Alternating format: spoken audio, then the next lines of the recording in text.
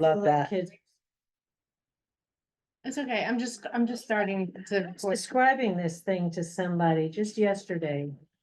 So it picks up everybody. I noticed the other day how does it know? So it has a sensor microphone in it. So when you start to talk, it's gonna highlight you. And I can do some fun, I can do some fun things on here. What I just turned off was the panoramic. Cause it's it just doesn't, in our setting. See, if you look now, it's got everybody, Okay, right? and I just opened my mouth. And it's gonna highlight you, but I'm gonna turn the panoramic off because it doesn't. I like it. Yeah, and this is gonna help with our widening the welcome and increasing our ability to be more hybrid and comfortable, and it's not too tricky. So, yeah. Well, it is almost 10 o'clock. We'll take a moment and see who else joins us. No, turn that off. I don't want that.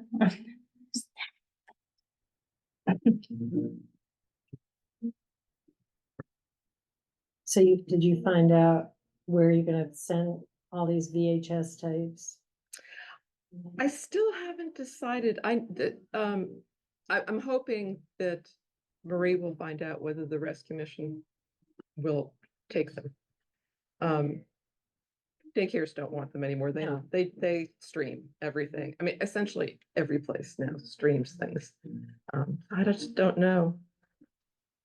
Did you find a place to live? I'm gonna be in one of the apartments that's right. Right over Actually, here? it's right across Oak Lawn. Oh, Yeah, cool. Yeah. First apartment across Oak Lawn. Oh, great. I will see the church lawn from my window. There you go. Oh, my word. Well, friends, let's start with some prayer. The Lord be with you. And also with you. Let's pray.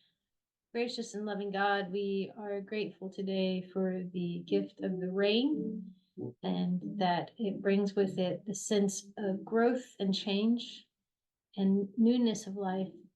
I ask that you bless our time together as we conclude our lessons and our study and how we learn to be brave.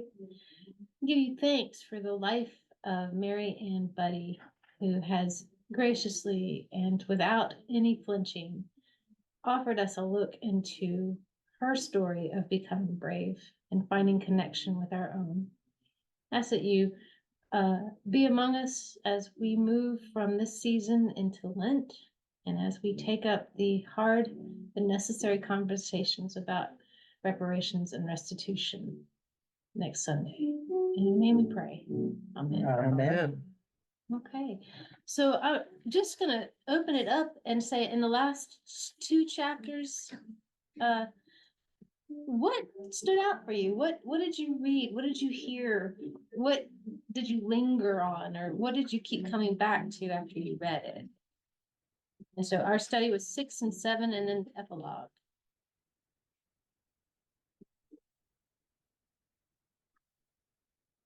If I brought my book, I would have been able to see what I underlined and starred. Now, I have this system, if it gets it underlined and starred, it's a real keeper. But, Was this I'm sorry, but I didn't finish the section, but was 6 have the story of her major gaffe, her In Christmas Eve? where she said something that was interpreted or was anti-LGBT? It wasn't her that was it was anti-Jewish. Oh, Now, she said something in a sermon that hurt Jewish folks. And then in the other chapter, yes, they had invited a guest speaker. Who Oh, had that's right. shared, some thoughts, and he apologized for the thoughts that were 20 years old. But the church he serves still has some pretty rigidity. yeah. around I it. just thought it was incredible that she was so vulnerable as to share all of that in print, and yet it's so human. It's so, oh my gosh, and the higher you are in leadership, the more public your mistakes are. Yeah, absolutely. And I also thought it was pretty gutsy to name the rector. I know. I was like, yeah. Yeah. I don't know if That- he's still alive or not, but she named him. Yeah. When I read that, I was like, Oh, wow. Really? Well, I was, and I, Yeah, and I, that shocked I me. looked and there's no, like, the late so-and-so, No. it's just his name. But yeah, Faith, I mean, Ooh. these two Ooh. chapters were filled with unflinching truth sharing. Yeah. Yeah. Maybe she figured if I say when I was there, Yeah. they're gonna figure it out. I underlined this. There's a lot of stuff in here. I love the concept that most of our life happens in the middle. Right. And that it's, but what I underlined, well, I underlined a lot of stuff, but success is misattributed to the moments we wish to remember rather than those we choose to forget. And then skip down, we're left with the misconception that a successful journey is logical, but it never is. And I think that whole chapter of the inevitable, and one more thing, and then Sure. the power of the big, hairy, audacious goal. Yes. I Yeah. love that. And just that whole chapter of, Mhm. a lot of times when we're just muddling through, when we are just putting one foot in front of the other, that's where life is really happening and where we spend a lot of our time. And I think we shared last week some of the times when we had no idea the impact we're making, but we're making an impact. So Yeah. I gotta figure out what my big, hairy, audacious goal is. I was sort of touched by something that, it's also incidental, but she, when she was having her crisis of leadership, one of the things she did, she consulted the rabbi, but she also, went to a meeting run by evangelicals. Yes. And, about preaching, and she said that they were like, that she expected there to be a big fight, but they were very gracious Yeah. and Good helpful. morning. Yeah. And so there was sort of a, kind of bridge keeping them for that activity. Jack, do you mind? Close? want me to bring Yes, it? please. Thank you. Between the choir and. And lift No, it up. that's, cause I kind of went, uh-oh. Well, especially after the whole controversy with, the person, the evangelical preacher that was, I never heard of that. But, that caused such a ruckus, when she invited him. Mhm. Um, Oh, yeah. Yeah. In other words, the part of what she's saying is that you, or implying, I guess, that you can't hold too tightly so tightly to a position that it prevents you from seeing the other person, the other people. Somehow, that's too much. Mhm. Well, Max Lucado was Yeah, the speaker. Max Max Lucado, Yeah. very well known amongst the circle. I was also impressed by the way she reached out to so many different denominations for input. Mhm. And it's for self-judgment as opposed to being blinded by one path Yeah. Mhm. and one. Yeah, and make listening to the voices in the room, Right, Mhm. around the table, swimming in the same stream. I mean, the more feedback and work, in gathering that, I think it affirms within anybody that taking the pulse helps. Am I out here in left field? Mhm. Or, are we in a healthy place? Or where are my blind spots, right? I know it's one of the things that she talked about was blind spots and here in chapter 6 on page 146, it says, after that incident with Tony, it's always harder to be criticized by your allies. Mhm. And then, don't let this stop you, take the hit, and then get back up. And a little while down longer, I mean, a little bit ways down the paragraph, it says, our blind spots are dangerous precisely because we can't see them. On my bike and in life, I'm particularly vulnerable to fall when I feel on top of the world. And I'm wondering, when has a blind spot affected you? I think whenever you have a particular wounding, I mean, I think you have blind spots for probably good reasons, protective reasons, that you've kind of built up a scab around. And so you're not inclined to see them because they hurt. You know, I don't think it's malicious necessarily.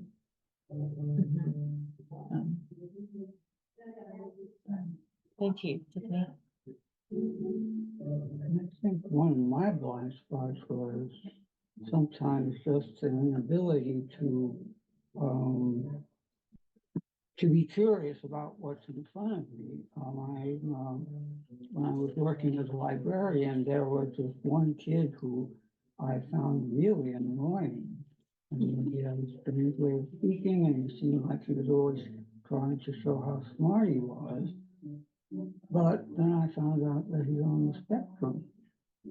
And so, you know, I had just completely not even considered that possibility, but it sort of put the situation in a whole different light.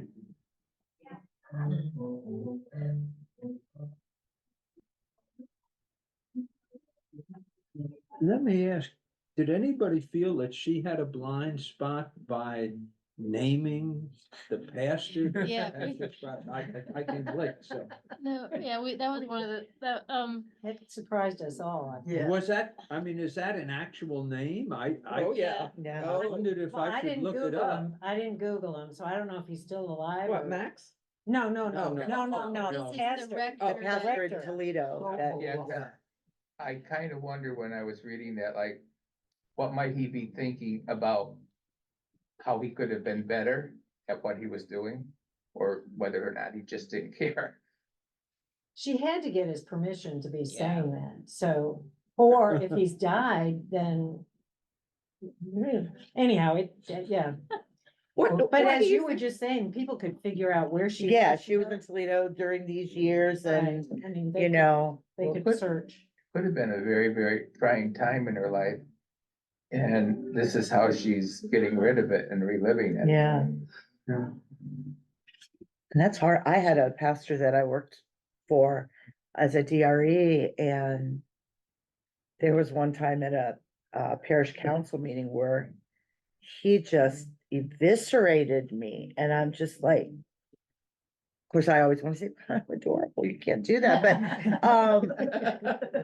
but I made the mistake of correcting him very, very gently, but I needed to at that time because it was about a discernment process we were going through, and he just was basically, well, pardon me for being the pastor in the room, and then just.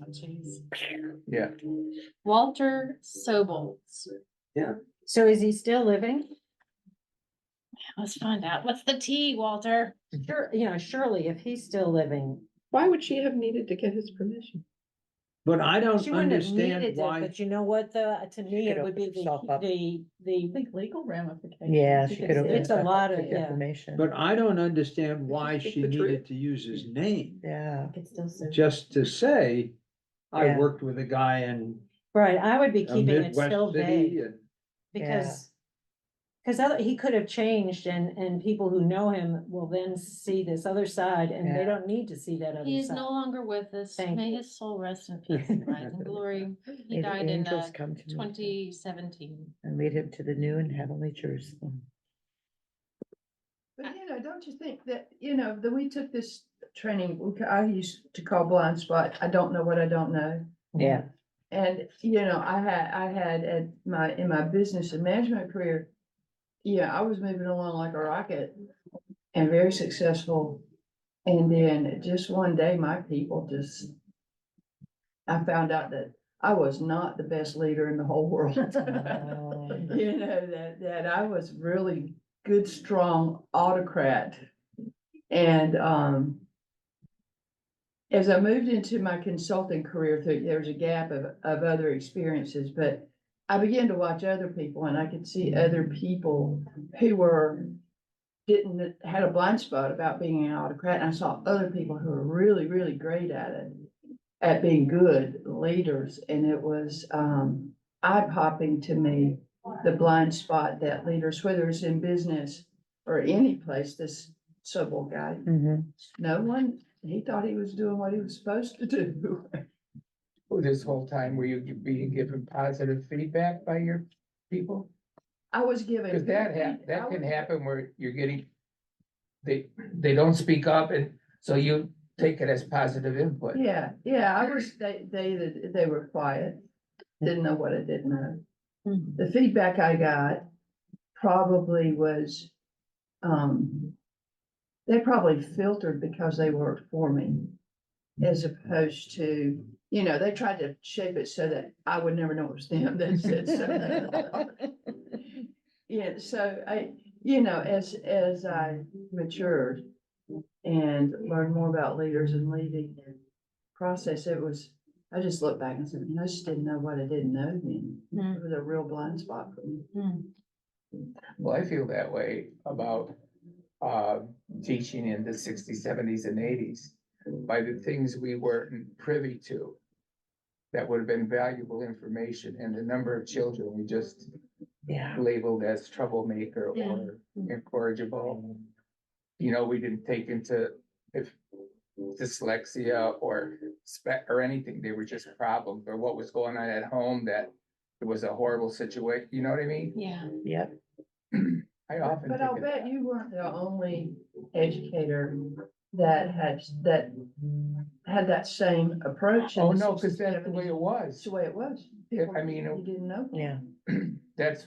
But when I think of nowadays, when you have some of that information, it makes you relate better Yes. and be more accepting and more tolerant than like looking at the person as being just disruptive to your class. Yeah. Yes. Yeah.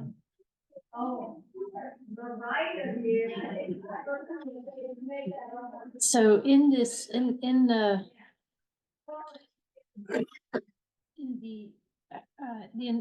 inevitable letdown, there's this information, what you write on page 139 at the top there. I'm gonna just read it and then I'm gonna ask you a question. But no sooner had I stepped out of the pool and begun to dry off than all the uncertainty returned. She went to the pool, she was feeling, discerning something, she had made a conviction, and then in the pool, she was gliding along and the uncertainty returned, overtaking the confidence I had just moments before had. The letdown came so quickly that I burst out laughing. Then it dawned on me that I could either trust what had happened in the pool or heed the rush of doubt that followed. In what felt like an act of faith, I chose to go with my experience in the water. The decision itself has long since faded in significance, yet the memory of receiving the gift of clarity, followed by an immediate sense of that it was an illusion, helped me navigate the same swing of emotions when the stakes have been much higher. Have y'all ever had that experience where you're like, I've made a decision, this is the path I'm gonna go, and then immediately doubt starts to whisper? Anybody want to share what that was, or how do you handle it? I'll share. Sure. It's when I made a career change Hmm. from teaching high school. And I felt in my heart of hearts, and I felt that I had sensed God talking to me, because I remember sitting down and saying, you'll let me know. I'll find out what it is I have to do, but I knew I couldn't stay where I was because it was a very, very negative environment, which is very threatening to me. And so, and I remember once I made the decision, I was just like floating, like my mind's clear, I've done what I have to, and then it all began to settle in about what the future is going to be, how you're going to manage your future, how you're going to get there, and so on. And am I doing the right thing? I'm leaving family. even though they're supportive, are they really supportive, or are they just, you know what I mean, they're supportive, but are we breaking their heart, all that stuff, Yeah. just, And here we are, a long way down the road since then. Can you see where the affirmation of your decision was already making itself known? in what sense? And that having the doubt, but you still stay Oh, the yeah. course, right? Oh, yeah. And you see where you were strengthened in that. Yeah, oh, yeah. And when it was all over, I felt very selfish because I realized how much I was forced to grow intellectually, Mhm. that I would have never had that opportunity had I stayed where I stayed, or the experiences I had in traveling and so on and so forth for educational purposes, Mhm. that I would have never experienced. I would just been locked in the classroom, and that wouldn't have been terrible. Mhm. But that's, I just felt very enriched when it was all over, like after I retired. Because when I first retired, I just felt, I got to a stage where I thought I just wasn't relating to the students we were getting, okay? And I could remember myself in class sometimes when they would ask me questions, I say to myself, I can't believe I was just asked that, okay? Because I wouldn't have asked that in grade school, all right? And then I just felt, you know what, maybe it's my time to move on and chill out. And I remember being excited about being retired. I remember like people were always saying, well, what are you gonna do? What are you gonna, and my response was anything I want to do. No, really, that's how I felt about it. It's like, I know, you know what I mean? I always did what I was supposed to and answer to the people that I was supposed to answer to. Now I just have to answer to myself and Aunt, Mhm. so I can choose that. But did I answer the question? I think you have, yes.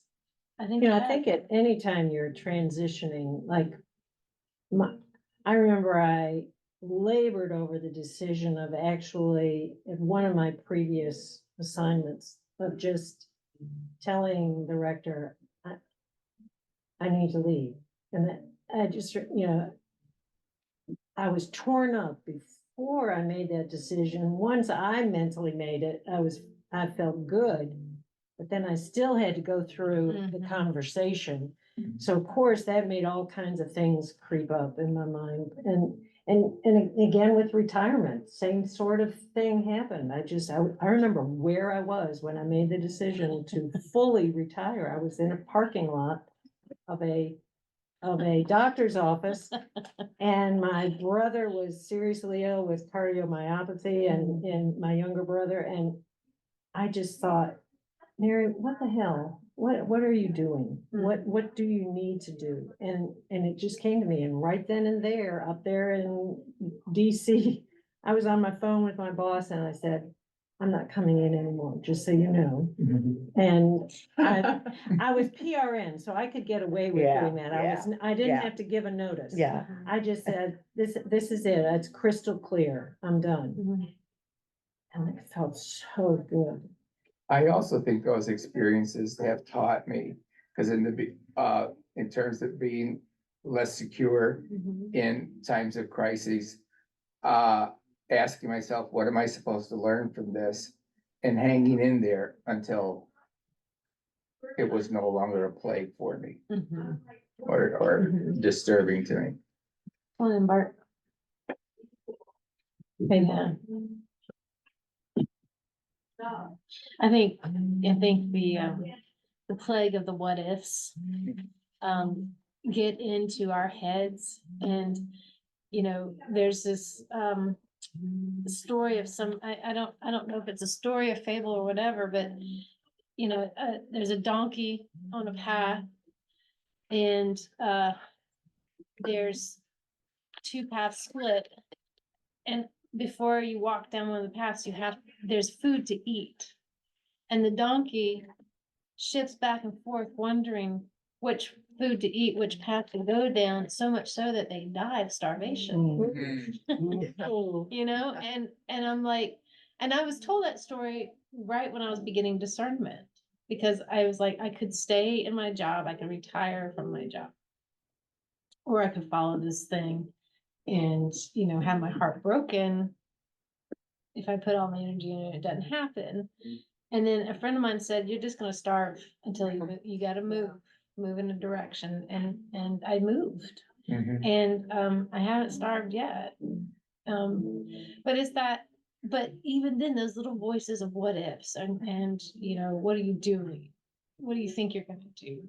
You don't have the guts for this, you know, and that's my internal work that happens. I'll tell you, those what ifs were everywhere trying to lead a church in COVID. And, you know, every freaking decision, 100 million what ifs played out. And I have to give credit to the leadership of our diocese and the leadership of our vestry, that I had support, and with Mary there too, along the way, I had support everywhere where I may have felt at 3 o'clock in the morning, it was just me, but in reality, it was all of us. But, living through that, I have learned where my voice is, what my conviction is, and that it is not to be done alone. We need people. We need each other to do that stuff. Yeah, I remember, you know, when COVID hit, and I thought, the kids, we finally had them on board with Children's Chapel. I, number one, had never reported anything. Number two, I didn't even know how people got things on YouTube. There were so many, what the heck? In fact, I unfortunately made it where people can make comments, and I remember having to call you, oh my God, Jenny, somebody wrote some really foul mouth thing or whatever, and you're saying, Mary, all you have to do is this little adjustment. But I mean, it felt like the right thing to do, but I went into that unprepared. I kind of went through so many of the steps that she talked about.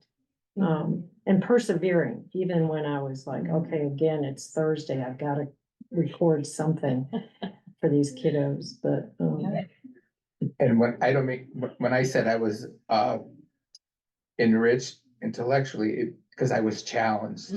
I was challenged beyond anything I would have done had I remained in high school. Yeah, it's good. You had your mettle tested, you know, Yeah. and you're stronger for it. I feel, I don't know exactly how this fits in, but it does somehow. Like I have to, decisions that I have made in which my faith and my relationship with God have played a big part. I then have, when I'm talking with my brother and my two sisters who don't share that faith, I feel like I have to justify, so I have to come up with logical reasons for anything I've decided to do. And then they respond with to my logic and challenge my logic. Well, it wasn't my logic that really made the decision. right. And I don't know how I'm curious. That's probably the best thing to be about how this is going to work out over the years, because because I actually have gotten more, we've all four of us have gotten more honest and more open with each other. I just don't know how that's going to happen. I mean, when I was going to be a nun and enter a contemplative convent, that was many decades ago, I don't know. It was all learning to, I don't know. I don't know what to say. It was all a matter of how much can I reveal. I don't know. I don't know where to go with that exactly.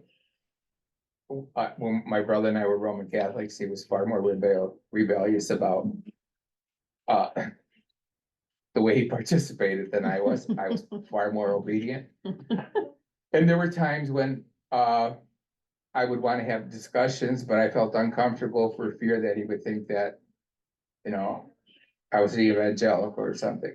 Now that we're here together, it's so easy to have just these enriched conversations about helping people and doing, and which is, I think, made us closer. Yeah, yeah. Mhm. How It's do you- not that you've been doing silly stuff, like, has Faith lost her mind? You know, it's not like that, but I can, you know, what you're saying kind of resonates with me, because I have I family bet it members. does. I bet it does. I've got many family members who are atheists and agnostic Yeah. and all that. And, you know, yeah, I can I can say, hey, there's a real food insecurity crisis in this world. And, okay, I'm gonna be out there. So that's the logical way. But the reason I'm out there, it's much deeper than Uh-huh, that. yeah. And I figure, okay, I know it's deeper than what I relate to my sibs.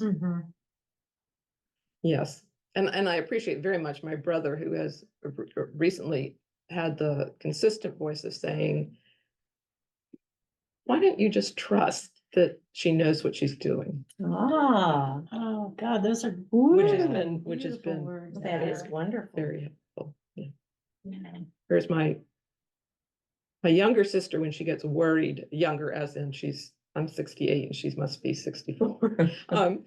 When she gets worried about decisions I've made, she comes down very powerfully with all the reasons what I'm doing is wrong. And even wrote recently that I'm really going to doubt your competence to live on your own if you blah, blah, blah, blah, blah, blah, blah, blah, blah. Oh my God. Which isn't, it's only one voice that she would speak, But at the end of the day, do any of us know what we're doing? right? Are we all just scared to death every day when we wake up? Are we gonna fail completely? And, you know, we're making machines. We Right. make it up as we go. Yeah. Nobody has a clue. I mean, Mhm. you know, I've met incredibly wealthy and smart people, and they just wing it as they go. I'm sure that there's a structure to their day, but we're all scared out here. Yeah. That we're gonna fail. I'm And scared to say I'm scared, so keep going. No, but we know that we can always ask forgiveness later. yeah, and I think we all do the best we can at what our given tasks are. And we try really hard and we get up the next day, we go, scared. And we find love and support and just move on. And somehow, if you really have your heart and your love into it, it works out, Right. you know? And maybe I'm a bit too simple about it, but that's kind of, Not at all. it's kind of what I've observed with myself and others. So let me ask, I'm going into the final chapter, the hidden virtue of perseverance. And she talks a lot about leadership in this and also mentions Walter Sobel. And there's a clip from a segment of the book from Friedman's Failure of Nerve Leadership in the Age of the Quick Fix. And I'm just going to read it and then we'll have a little conversation about it. A leader is someone who has clarity about their life and their goals and is therefore someone who is less likely to become lost in the anxious emotional process swirling about. A leader is someone who can be separate while remaining connected and therefore can maintain a modifying, non-anxious, and sometimes challenging presence. A leader can manage their reactivity to the automatic reactivity of others and therefore be able to take a stand at the risk of displacing others. It is not as though some leaders can do this and some cannot. No one does this easily, and most leaders have learned it can improve their capacity. Most leaders I have learned can improve their capacity. So when you think about this kind of idea of what leadership looks like, I'm wondering if there's anybody that you've experienced that kind of has some of those characteristics, some of that definition. he was president. We had moved to a president principal model. Father Tom, who was the president of the last Catholic high school at which I worked for you English majors. He really had that leadership quality. I need to find a different metaphor than ready, shoot, aim. I have to find one that's not gun related, but I was a ready, shoot, aim, still am kind of person. And I could go into his office and shut the door and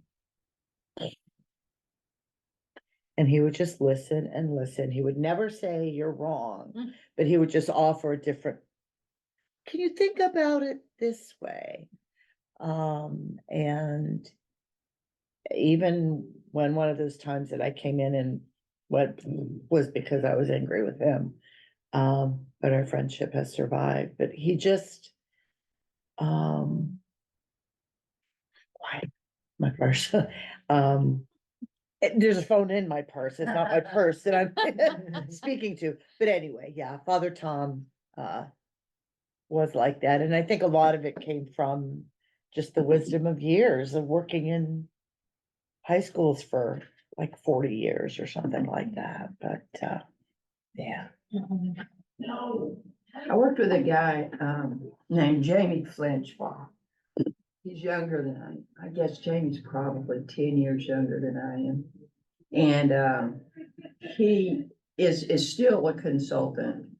He was a smart, brilliant guy who understands how to separate when he needs to console, support, and put his arm around, and when he needs to ask pointed questions. Most of the time, his first question is, what is the problem? What is the problem? And then from there, he'll peel it back, but, he's got a cute sense of humor and, understands people. I could tell stories and stories. I don't want to tear your ears off with stories right now, but he had the ability to settle down and say, okay, are we venting? Or do we have a problem to solve? Why do we have a problem to solve? Okay, well, tell me what's the problem. And sometimes I'd have to get back to venting. Yeah, he was very good with that, old and young. Thank you for sharing that. And by the way, you're pretty good at that too. Just by the way.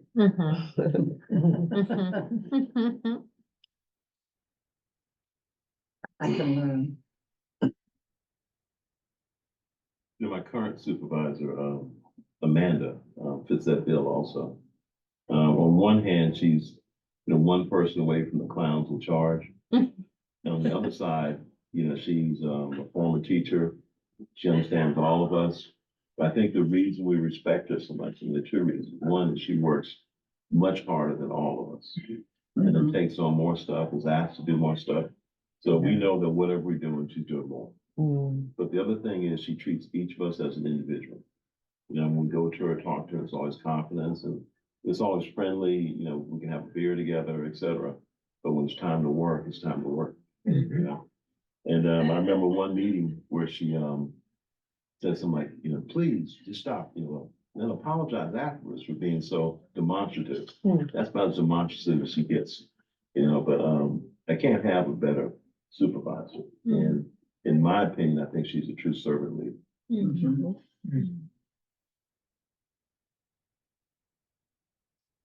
A little bit further in on that page, it begins to talk about the types of people who,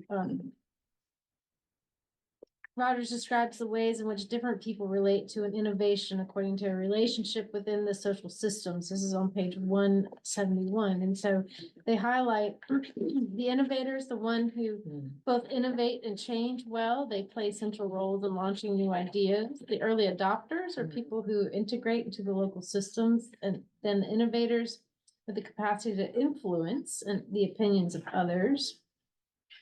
Early majority, those who assimilate a new idea only after the early adopters, their positions between the very early and relatively late to embrace it, make them an important link to the process. the late majority, those who are last, kind of to get on board, and then the laggards who are truly behind them. And so as a leader and being brave, you have to learn how to lead all of that happening.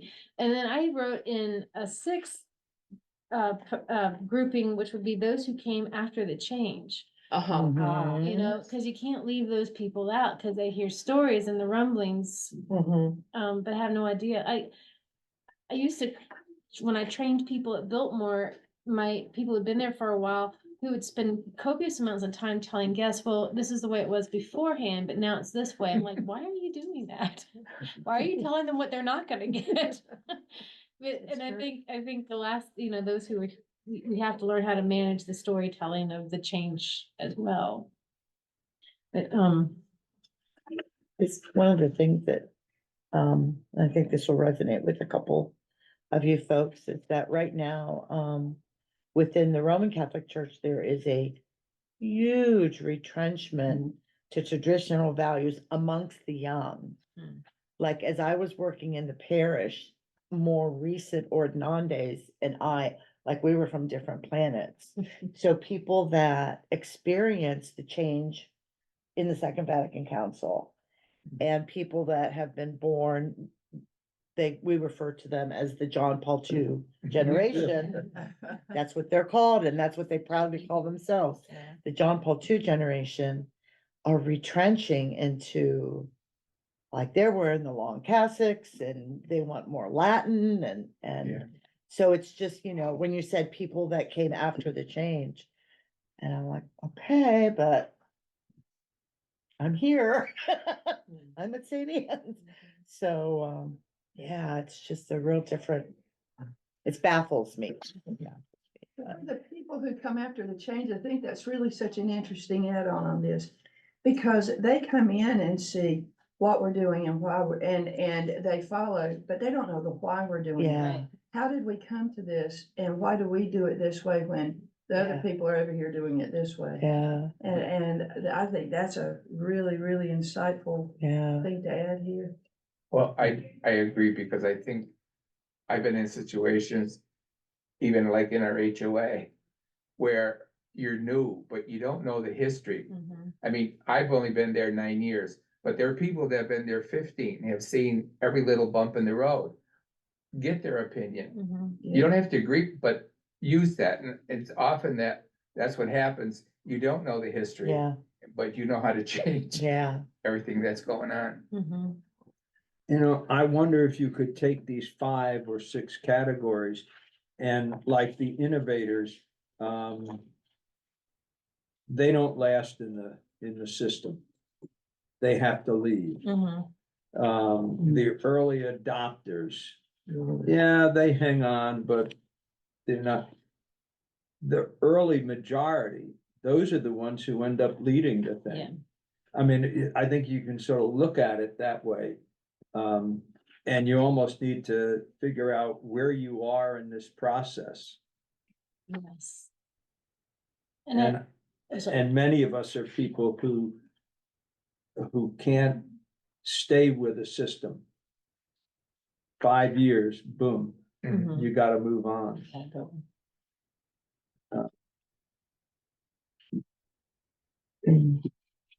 I don't know where people would put themselves in those. Now this is opinion, obviously. I haven't written a paper on this. But I think people can choose where they want to be, and this isn't like a personality type test. I think you can choose where you want to play. Because I can sit back and watch a change coming and I can decide, do I want to be an early adopter and understand it from the very beginning? Or do I want to be wait and see? Where am I comfortable? Or, I'm not sure I'm on this boat at all. I might sit at the dock for a little while. I think you can choose on this as opposed to it being a personality type. Yeah, I know that for my last 15 years of working in healthcare, the pendulum kept going from one end to the other. And so every time it would switch or I'd see it was going back, I'd think, okay, I weathered it before when it did this. I'm going to hang in there. But then others who were new to the system and didn't know that we just kept doing this, were abandoning ship and changing Yeah. careers, whatever. Um, Yeah, I do think it depends on the arena that you're in, whether it's church or, right. like I work in a school, you see this big way in a school or, an HOA. After you've been around for a while, the block of time or two, you start to see the same characters, the same impulses popping up. No, the whole time I was teaching in high school and even at Penn State, there were people who were obsessed with the methodology. Like you could just superimpose that Yeah. methodology on all you students and you had immediate success. And if you didn't follow that, you were a rebel. Well, and that is something that I've always been a rebel because they're just things I'm not comfortable with doing it that way. So why should I pretend that I'm good at it when I know I feel more comfortable and better doing it this way? But there were people who were like, and often it's because they went to one workshop Yeah. for 4 hours and they came back and they were going to change the world as opposed to take a course in the summer or something. Well, friends, this is a good place for us to land in the conclusion of how we learn to be brave. Thank you all for your Thank wonderful you. thoughts Thank you. and feedback in this. And then next week, Faith. Yep. We will continue our journey. I'll look forward to And, having as many of you present as possible. Yes. Gotcha. It's good. I'm like, as soon as I finished it, I'm like, I gotta start reading this again. Yeah, it's one of those kind of books. Yeah, All right, friends. thank you very much.